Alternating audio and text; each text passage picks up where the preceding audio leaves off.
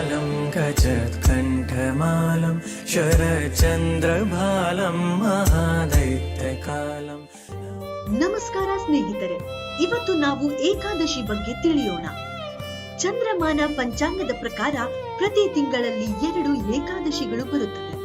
ಶುಕ್ಲ ಪಕ್ಷದಲ್ಲಿ 1 ಮತ್ತು ಕೃಷ್ಣ ಪಕ್ಷದಲ್ಲಿ 1. ಅಂದರೆ ಅಮಾವಾಸ್ಯೆಯ ನಂತರ 11ನೆಯ ದಿನ ಮತ್ತು ಹುಣ್ಣಿಮೆಯ ನಂತರ 11ನೆಯ ದಿನ. ಏಕಾದಶಿಯನ್ನ ಭಗವಾನ್ ವಿಷ್ಣುವಿಗೆ ಸಮರ್ಪಿತವಾದ ಅತ್ಯಂತ ಪವಿತ್ರ ದಿನವೆಂದು ಪರಿಗಣಿಸಲಾಗುತ್ತದೆ.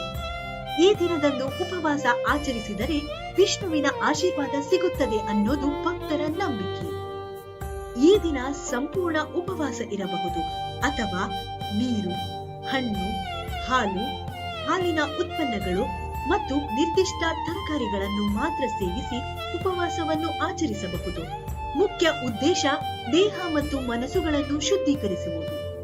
ಪೌರಾಣಿಕ ಕಥೆಗಳ ಪ್ರಕಾರ ಏಕಾದಶಿ ತಿಥಿಯ ದೇವತೆ ಏಕಾದಶಿ ಭಗವಾನ್ ವಿಷ್ಣುವಿನಿಂದಲೇ ಸೃಷ್ಟಿಯಾದವಳು.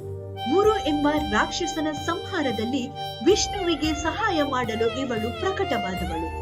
ಏಕಾದಶಿಯನ್ನು ಉಪವಾಸ ಮಾಡುವವರಿಗೆ ಮೋಕ್ಷ ಸಿಗುತ್ತದೆ ಎಂಬುದು ನಂಬಲಾಗಿದೆ.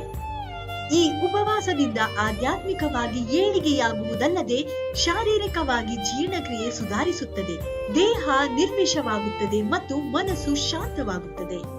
ಹಾಗಾಗಿ ಮುಂದಿನ ಏಕಾದಶಿಯಂದು ನೀವು ಉಪವಾಸ ಆಚರಿಸಲು ಪ್ರಯತ್ನಿಸಿ ಮತ್ತು ಈ ಪವಿತ್ರ ದಿನದ ಮಹತ್ವವನ್ನು ಅನುಭವಿಸಿ.